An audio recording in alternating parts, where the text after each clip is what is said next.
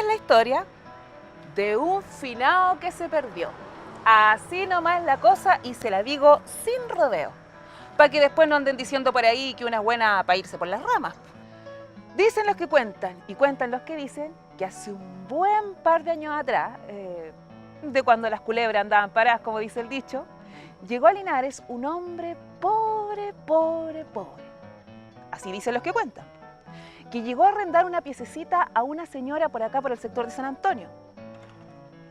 Y que de repente, de un momento a otro, apareció viviendo en una tremenda casa. De no tener ni una cosa, de repente los vecinos del sector fueron testigos de cómo la prosperidad le empezó a sonreír a este caballero, que empezó a comprar animales, maquinaria, empezó a contratar peones y sembraba los campos que daba gusto. Mientras su señora, también rodeada de empleadas, producía queso y de un cuanto hay.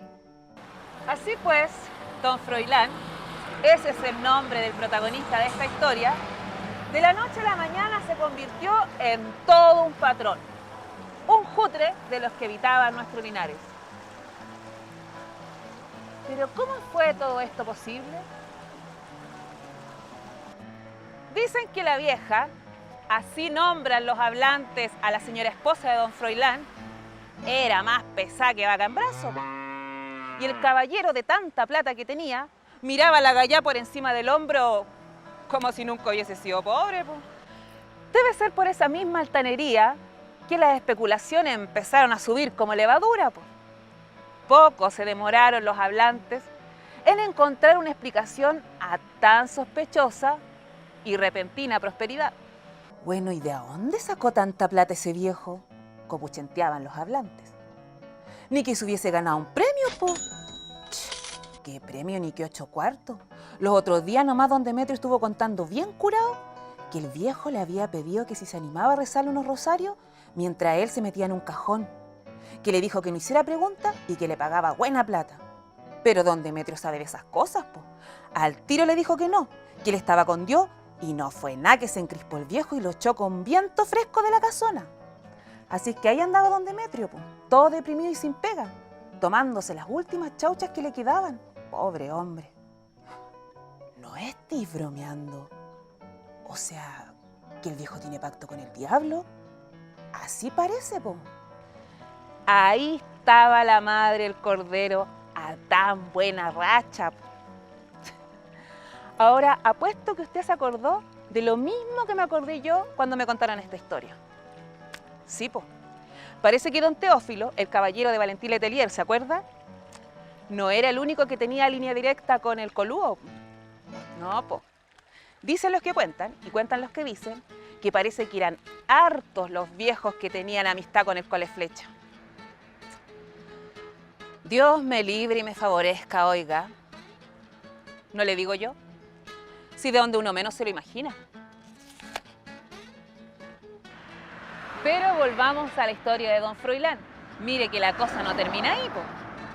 De ese matrimonio salieron 2 hijos que estaban chicos todavía cuando a don Froilán le llegó la hora. Claro, porque por mucho fripaz que uno tenga con el malicioso, igual nomás te van a terminar comiendo los gusanos. Bueno, en teoría. Porque dicen los que cuentan, y cuentan los que dicen, que del velorio de ese caballero no se olvida nadie nunca más. Si hasta Cervandito sale al baile en esta historia. Le cuento. Resulta que cuando murió este caballero, como a todo cristiano, había que velarlo antes de ponerlo bajo tierra. Pero ¿cuál sería la sorpresa y el espanto de todos cuando vieron que el féretro saltaba así como en la película del Exorcista? ¿La vio? Así, tal cual. El féretro no se sosegaba con nada. Por lo que, por supuesto, que nadie se atrevía a rezarle el rosario de despedida al caballero, po. Y ahí es donde entra el baile de Cervandito, po, que dicen que lo fueron a buscar para ver si con su bondad lograba calmar esas fuerzas malignas que no dejaban descansar al finado en paz, po. Pero no tuvo éxito. Así es que ahí se les ocurrió ir a buscar al padre Livio, que tampoco tuvo éxito en su misión cristiana. Oiga, si no había poder humano que lograra calmar el temblor del finado.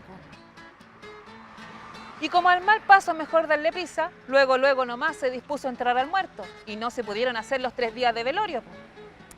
Así que se arreglaron las pompas fúnebres, caballos, carrozas, flores arriba del féretro y los deudos caminando detrásito. Claro que no había mucha gente porque a esas alturas nadie quería cargar con ese muerto, literalmente. Pero como el copuchentismo es nuestro deleite, igual nomás llegó gente a darle el último adiós al caballero, po. Y de paso sacar el rollo, obvio. Cuestión que endilgaron para los salesianos y a poco andar, en el triángulo que le llaman, dicen que de sopetón se espantaron los caballos sin ninguna justificación aparente y que la carroza quedó medio labiénsima de los Morales. Así es que la gente como pudo enderezó la cuestión y siguieron el cortejo los salesianos. Oiga, el funeral acontecido. Cuando por fin lograron llegar a la iglesia, donde los esperaba el cura con el alma en un hilo con tanto percance, fueron a abrir la carroza y ahí quedó toditita la gente de una pieza. ¿Me va a creer que el cajón no estaba por ninguna parte? Buscaron entre medio de las flores, el cerro de flores que tenían ahí y no, nada. Ni señas del cajón. Así es que los jinetes volvieron al galope para atrás a ver si el cajón se había quedado enredado en las moras, ahí donde se había caído la carroza, en el triángulo. Rastrojearon, cortaron con machete y nada. Ni rastros del finado.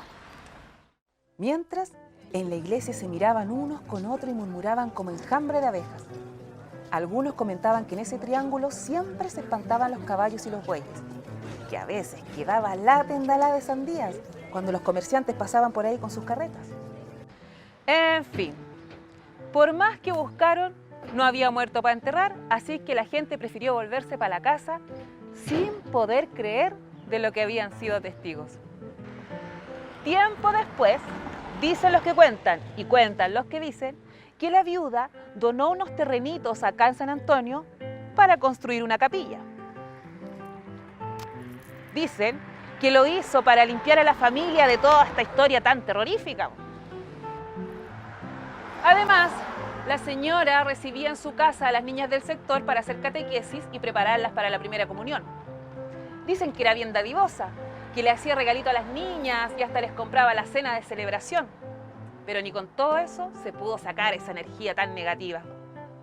Los hablantes terminan la historia contando que ella y uno de sus hijos terminaron perdiendo el juicio y que el otro hijo que quedaba se fue de Linares y nunca más se supo de él.